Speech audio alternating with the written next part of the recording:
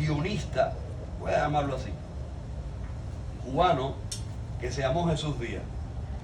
Este hombre fue guionista de Clandestino, una película que mucha gente ha visto, y de otras películas. Este hombre se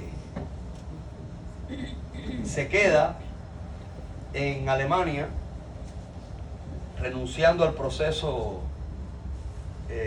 desastroso del comunismo en Cuba, y pasa a España luego y funda o crea una revista que se llamó la Revista Encuentro. En esta Revista Encuentro hubo un número de ella que lo dedica a Virgilio Piñera. ¿Quién es Virgilio Piñera? Es un dramaturgo cubano, o para mí el mejor dramaturgo cubano. Hay una película documental que yo le hice a Virgilio Piñera que está en mi canal de YouTube, para que la busquen, se llama Virgilio en la Ciudad Celeste, y es como mi película más querida. Virgilio, para mí fue el gran dramaturgo de Cuba, que tiene muchos buenos. Es el creador del absurdo en el mundo, del teatro del absurdo, aunque se lo atribuyeron a Ionesco, pero él es el verdadero creador. Bueno, en fin, un genio de las tablas. No solamente de las tablas, sino moralmente un gran ser humano por cosas que pasaron en la historia, pero no me voy a ir a la historia política, me voy a ir al tema de hoy. Abilio Esteves es otro dramaturgo cubano, mucho más joven que Virgilio, de años después. En una época en la que Virgilio Piñera fue silenciado por el régimen dictatorial, nefasto, y todos los adjetivos que ustedes pueden imaginarse, los buenos y los malos.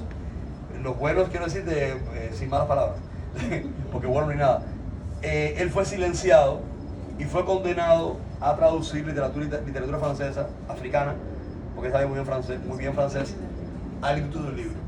En este tiempo de silencio, de ostracismo, Virgilio asistía junto con Ramiro Guerra y otros artistas intelectuales de la época a la casa de Johnny Ibáñez, el nieto de Juan Alberto Gómez, en la calzada de Managua, una calzada que conecta La Habana con Mantilla, en los albores, en los principios de Mantilla. En esta casa, todos los sábados hacían unas tertulias artísticas, porque estos artistas estaban silenciados y no podían expresarse como artistas en su tierra, gracias al comunismo, que es un desastre. En estas tertulias, todos sabían que iba Virgilio Piñera, el maestro. Ahí se leían obras literarias, hacía una función de danza, de ballet, hacían muchas cosas, y lo hacían estos artistas que estaban en el silencio total por culpa del castrismo. Abilio Esteves, joven, que empezaba a escribir sus cositas como dramaturgo, aún no un dramaturgo, quería conocer al maestro, a Virgilio, y asistió a una de estas tertulias. Todo este cuento lo leí en esta revista Encuentro de Jesús Díaz, que lo publicó. Así es como se conocen Virgilio Piñera y Abilio Esteves. Y aquí viene, en este cuento, la historia, el tema de hoy.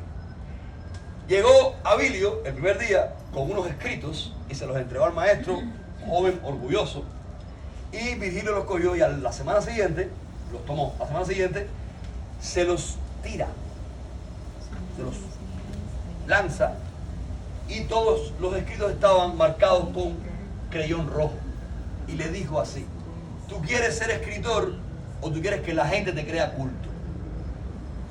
Y Abilio sintió horror. No solamente fue lo que le dijo más cosas. Sintió horror, sintió rabia por aquel viejo, sintió odio, sintió ganas de salir corriendo, de no verle la cara más nunca, de decirle horrores. Se destrozó, sudaba de la rabia, sudaba por la negativa del maestro, que para él ya a ese momento no era maestro, era un déspota, maleducado, que lo había ofendido delante de todo el mundo, que lo había insultado, que lo había atacado, quizás porque estaba viejo, quizás porque tenía envidia de su talento, quién sabe qué pensó Abilio. Pero sus padres lo habían educado bien, y por ende él no hizo nada de aquello, se quedó impávido ahí parado y aguantó con estoicismo aquella crítica y ataque del maestro. Así estuvo toda la tertulia, sentado en una silla, bajo aquellas miradas censoras, bajo aquellas miradas tal vez burlonas, según pensaba él. Sin embargo, al final de la tertulia, Virgilio le acercó un libro de poemas de un poeta alemán, Rilke, y le dijo: sin embargo, tal vez ahí haya algo, léete a este autor a ver qué podemos salvar. Y Abilio cogió el libro sin entender una reacción con la otra y salió caminando, porque ya se había acabado la tertulia, por la calzada de Managua. Mientras caminaba, entendió una cosa: había pasado la primera prueba del maestro, el llamado a la humildad. Había pasado la primera prueba. Desde ese instante, Abilio y Virgilio empezaron a ser amigos, y hoy Abilio Esteves es un gran dramaturgo.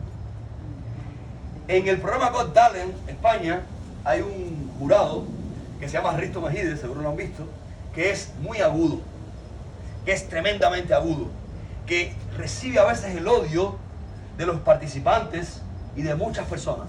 Creo que en Got Talent, Inglaterra también hay otro. Bueno, siempre hay un policía malo en todos los jurados. Y este jurado español es tan agudo que a veces parece que ofende a los participantes, que se altera, que se insulta, que les dice que eso no es arte, que los destroza, que aparentemente los desbarata. Ahí, arriba del escenario. Entonces, tenemos un público en el unitario, tal vez un Abilio, o muchos Abilios en ese momento. Tenemos unos televidentes que van a censurar la crítica aguda de este autor. Y lo que pasa de este jurado, o la crítica aguda del maestro. Y lo que pasa es que tanto Risto Mejides, tomándolo yo ahora como un ejemplo al azar, podemos traer infinidad de ejemplos. Tanto Risto Mejides como Virgilio, en el cuento específico que les hice, como mire Monseñor Alfredo Petit, no sé si lo conocieron, el obispo auxiliar de La Habana, uno de ellos, que era aparentemente un ogro para mucha gente, y yo me iba domingo tras domingo a oírlo hablar, solamente a eso, a oírlo hablar. Yo creo que la formación de esa parte de mi adolescencia fue tan rica, porque carecía de muchas cosas, pero tenía mucha espiritualidad, y él poseía parte de esa gran carga de espiritualidad que llegó a mí. Y parecía un ogro. La vida nos va a decir muchas veces que no. A veces no se va a poder vender un carro. A veces una novia te va a decir que no, o un novio, o se va a acabar una relación. A veces no va a poder ser posible el trabajo que quieres. A veces no va a ser posible que apruebes esa prueba y te vas a tener que presentar otra vez. A veces no vas a estar listo y la vida te dirá que no. Y Dios nos da la oportunidad, Dios que es la inteligencia suprema, nos da la oportunidad de que nos enfrentemos a esos no, a través de otras personas, esos entes que van a ser groseros tal vez. No tengo frío, lo que pasa es que me da aire. Que van a ser agresivos tal vez. Que van a ser, quién sabe. Y esa muestra sencillamente es un anticipo del no que te va a dar la vida. Corremos el riesgo de tomarnos personal el regañón, de tomarnos personal el criterio, la crítica, el juicio.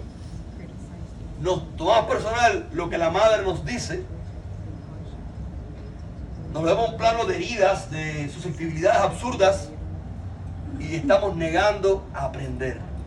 Y estamos negando a entender ese no que mañana voy a enfrentar en la vida, y que si yo entendí ese no hoy en chiquitico, mañana cuando venga en grande voy a estar preparado. Y voy a ser un guerrero valiente para asumirlo y para enfrentarlo y para reinventarme y para encontrar el sí en el camino que está al lado. Nos creemos que sabemos, desgraciadamente, muchas veces, y no sabemos nada. En el espiritismo entendemos esta ciencia maravillosa, esta realidad que es teísta, que cree en Dios. Este era el tema que traía de hacer y no pudo terminarlo de preparar, y yo asumía este tema que estaba preparado para hoy, pero te quería dar la oportunidad que hablara sobre el teísmo del espiritismo. En el espiritismo entendemos, aprendemos que los seres humanos que juegan un rol negativo frente a nosotros no son malos en sí mismos. Ellos solamente cumplen una misión, y esa misión es justamente de ser nuestro antagónico en un momento determinado de la historia, para que aprendamos de ese antagonismo, para que aprendamos de ese no, de esa negativa, para que nuestra inteligencia sea más grande, porque ese no va a existir. Y porque tú solamente vas a ser grande, solamente te vas a crecer, solamente vas a ser más fuerte, solamente vas a ser cerquita de Dios, si tú entiendes ese no y te reinventas y lo superas. Y si tú, para tú entender ese no, tienes que conocerlo primero. Entonces nos hacen falta muchos Ristos Mejides que nos llamen a la humildad. Nos hacen falta muchos, Dios quiera que en Cuba se multipliquen, Virgilio Piñera, para que nos llamen a la humildad. Nos hacen falta esos no.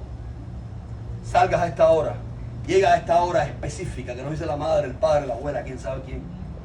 Nos hace falta ese no. Es el momento con el novio o con la novia, no es el momento ahora. Nos hace falta esa negativa para poder entender que el no existe. Y para cuando llegue el no, de verdad que la vida te da, poderte reinventar y no darte un tiro. Y no suicidarte, y no creerte que se acabó el mundo. Porque se acabó el mundo porque no puedo con este no. Tenemos que aceptar ese entrenamiento que Dios nos da para poder llegar a esa luz definitiva a la que estamos llamados. Amigos míos, Dios llamó la existencia a existir a través de su palabra.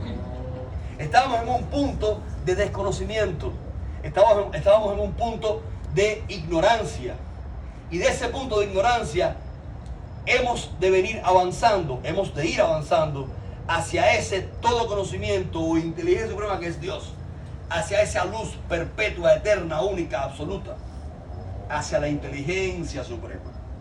Permitamos entonces que en ese camino de tránsito encontremos obstáculos, piedras, dificultades. Permitamos entonces que eso ocurra para que aprendamos a reinventarnos y hacernos más fuertes. Solamente así llegaremos al final. Solamente así nos fusionaremos con ese amor maravilloso, con ese absoluto, eterno y perpetuo de luz, que es la inteligencia suprema y que es Dios. Que Dios les bendiga. Padre nuestro.